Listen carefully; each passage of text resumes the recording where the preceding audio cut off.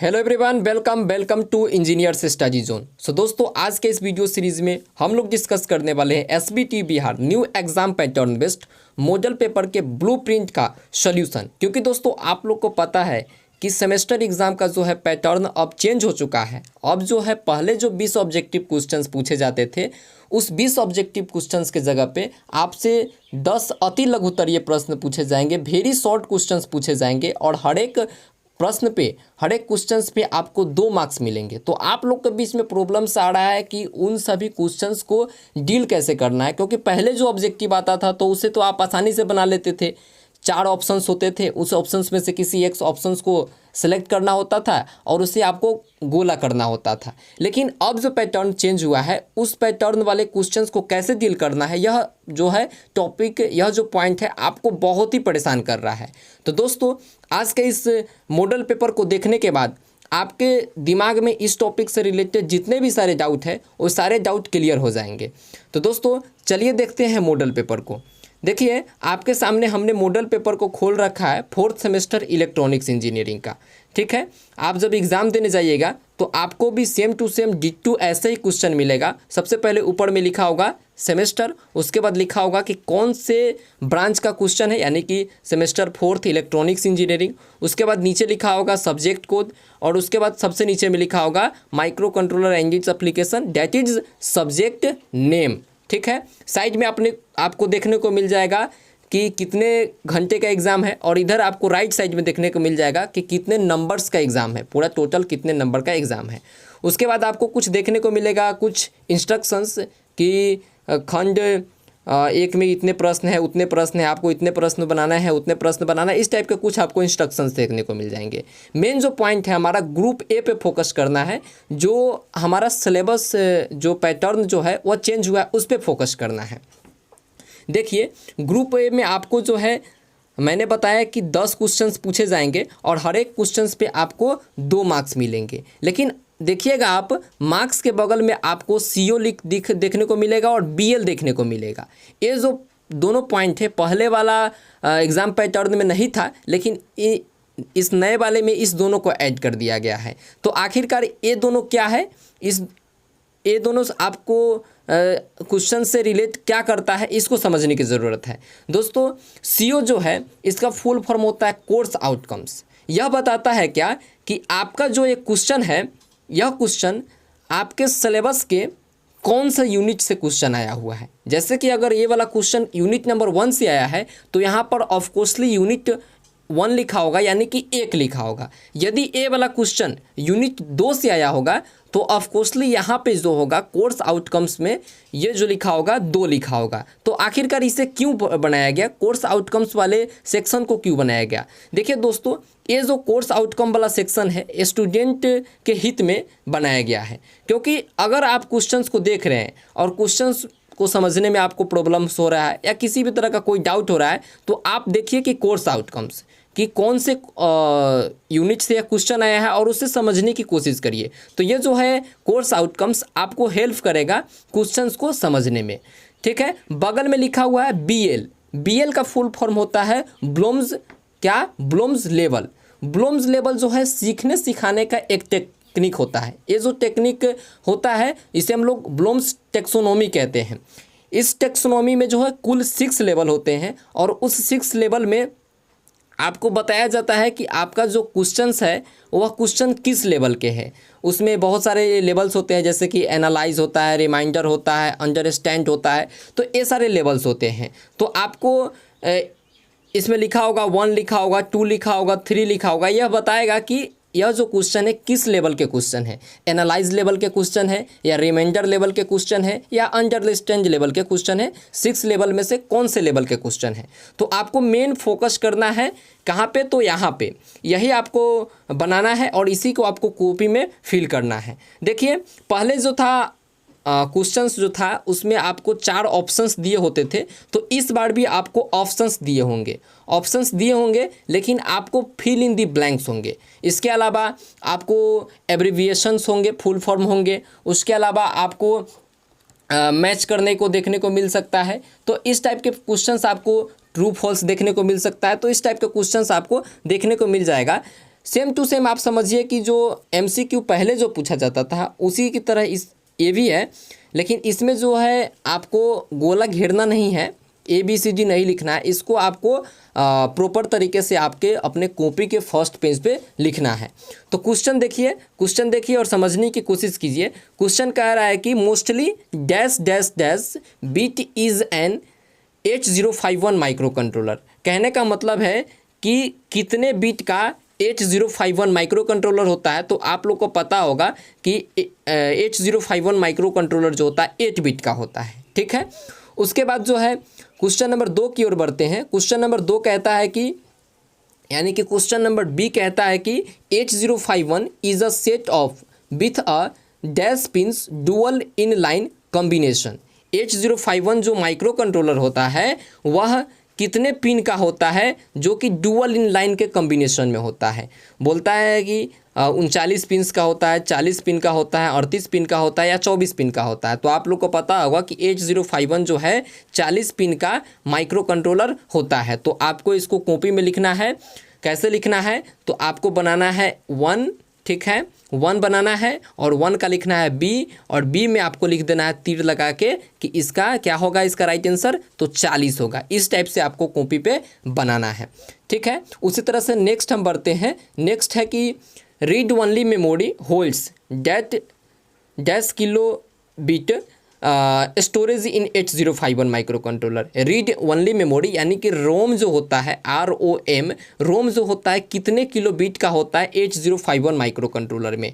तो आप लोग बताइए कि रोम कितने किलो बिट का होता है, 2 किलो बिट का, 4 किलो बिट का, 6 किलो बिट का या 8 किलो बिट का। तो इसका राइट आंसर हो जाएगा 4 किलो बिट का रोम होता है किसमें, तो 8051 माइक्रो कंट्रोलर में। तो इसको आपको बनाना है क्वेश्चन नंबर 1, क्वेश्चन नंबर 1 का सी और तीर लगा के लिख देना है कि कितना, तो 2 लिख देना है, ठीक है। इस टाइप से आपको डील करनी है।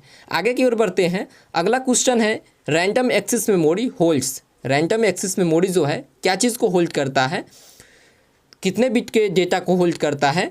ऑप्शन ए है कि 124 बिट्स का, उसके बाद है 128 बिट्स का, 326 बिट का, 328 बिट का।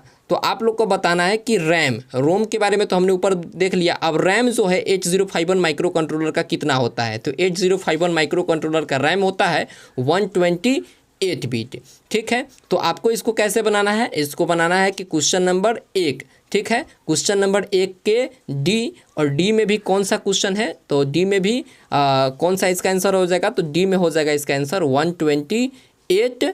और उसके बाद आपको जो है यहाँ पे बिट नहीं लिखा हुआ है तो आपको यहाँ पे लिख देना है बिट्स, ठीक है, बाइट्स लिख देना है, यहाँ पे आपको बाइट्स लिख देना है, ठीक। इस टाइप से आपको क्वेश्चंस को डील करनी है। आगे की ओर बढ़ते हैं। क्वेश्चन नंबर ई, क्वेश्चन नंबर ई कहता है कि the chip crystal oscillator hold the frequency dash megahertz in 8051 micro controller. यानी कि 8051 माइक्रो कंट्रोलर में जो क्रिस्टल ऑसिलेटर लगा होता है वह कितने मेगाहर्ट्ज का होता है, ये चीज़ आपको बताना है। तो इसको आपको लिखना है कि क्वेश्चन नंबर ई, और क्वेश्चन नंबर ई में तीर लगा देना है और लिखना है कि 8051 माइक्रो कंट्रोलर का 12 मेगाहर्ट्ज का जो होता है क्या होता है, तो 12 मेगाहर्ट्ज का फ्रीक्वेंसी वाले क्रिस्टल ऑसिलेटर का यूज़ हो रहा है, ठीक है। अब बोलिएगा कि इसमें मेगाहर्ट्ज यहाँ पे मेंशन करेंगे कि नहीं, MHz लिखेंगे कि नहीं। तो आपको मैं बता दूं कि यहाँ पर MHz आपको लिखने की ज़रूरत नहीं है, क्योंकि ऑलरेडी यहाँ पे MHz दिया हुआ है। आपको सिर्फ इसमें से किसी एक को फिल करनी है,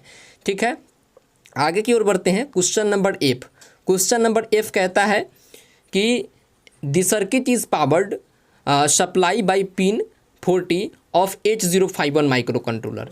बोला जा रहा है कि 8051 माइक्रो कंट्रोलर में जो पावर सप्लाई किया जाता है वह पिन नंबर 40 से किया जाता है, और यह जो पॉइंट है, यह जो लाइन है, यह ट्रू है या फॉल्स है, इसको आपको बताना है।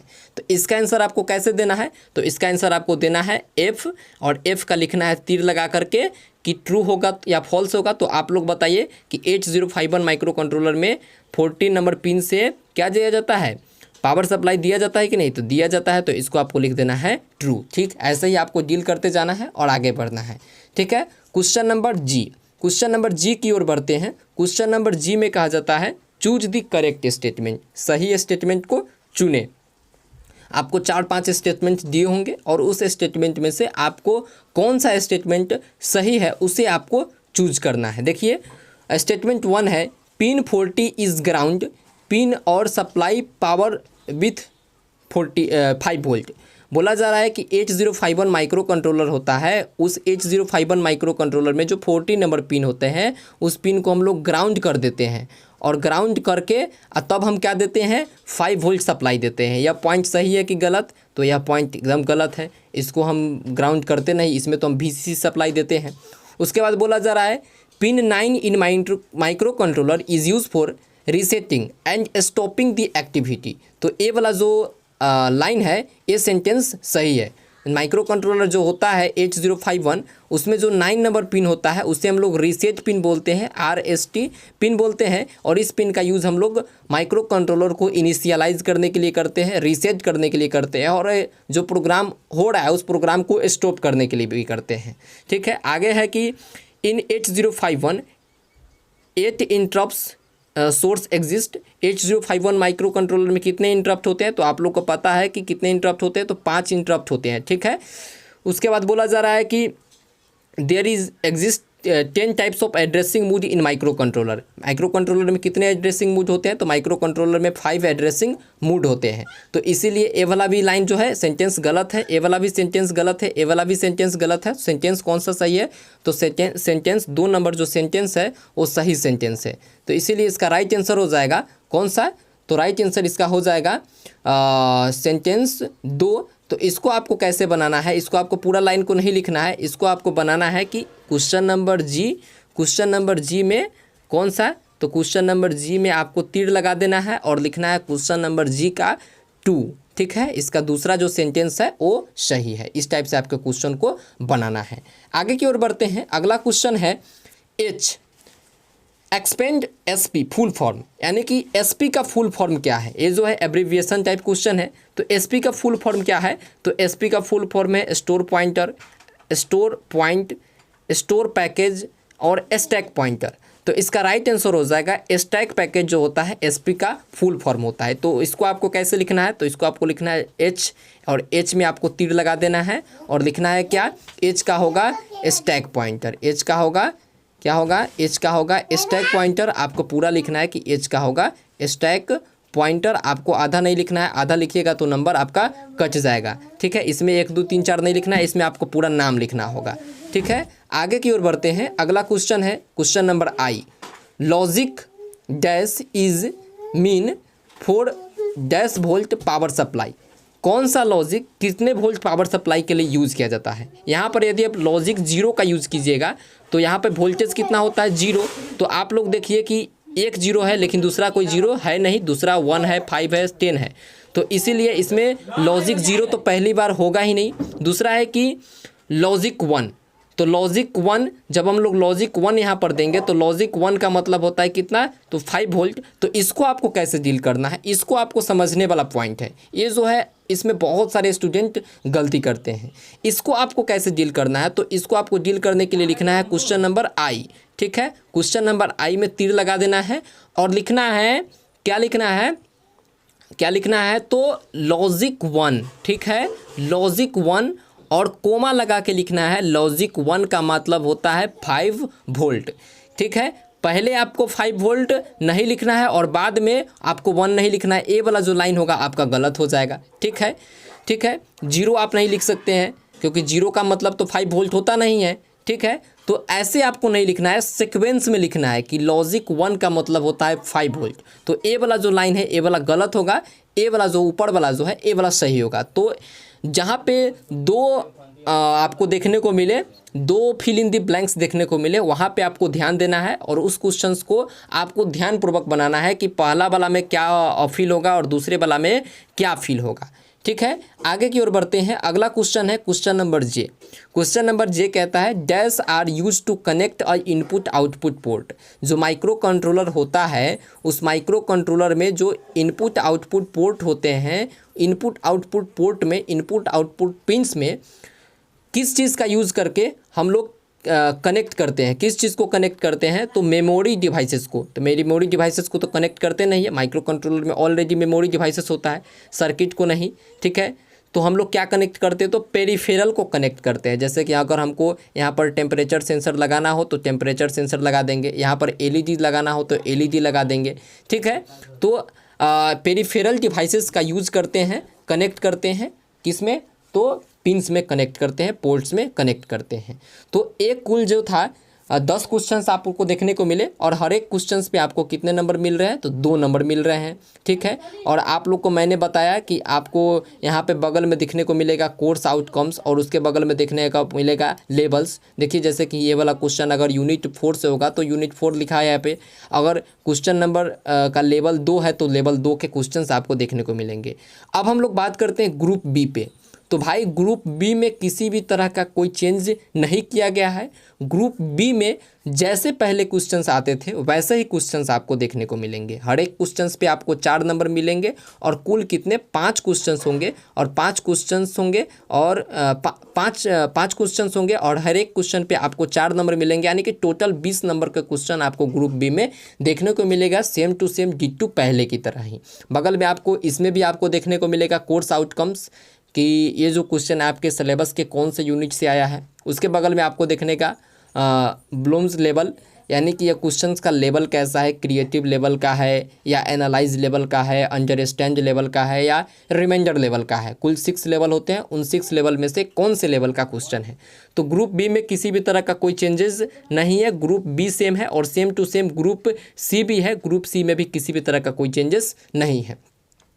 इस वीडियो को लास्ट तक देखें, इसके लिए बहुत बहुत धन्यवाद।